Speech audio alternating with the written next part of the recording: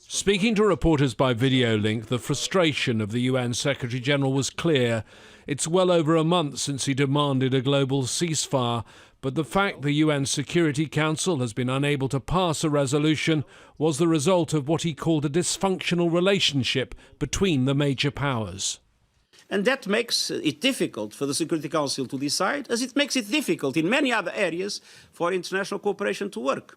Secretary-General, given the scale of the pandemic, do you believe that global leadership has been adequate?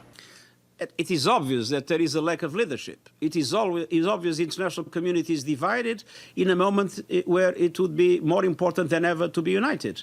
There is indeed a problem of leadership, or if you want, a disconnect between leadership and power. We see remarkable examples of leadership, but they are usually not associated with power. And where we see power, we sometimes do not see the necessary leadership. I hope this will be overcome sooner rather than later. At a Security Council session this week, a very public demonstration of the disagreements among the world's top countries.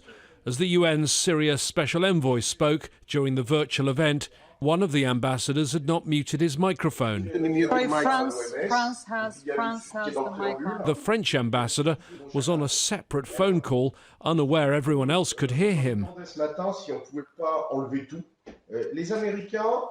technician, can you mute the French mic, please? His words were very telling. He talked of problems related to the WHO and then starts to talk about the Americans before he's alerted to the fact he's unmuted. Nicolas, microphone. Okay. Excuse-moi une seconde, je suis au Conseil de sécurité, ils sont tous en train de me parler. In that moment, the ambassador inadvertently revealed in public the problems the UN Security Council has been facing in trying to come up with a resolution on COVID-19.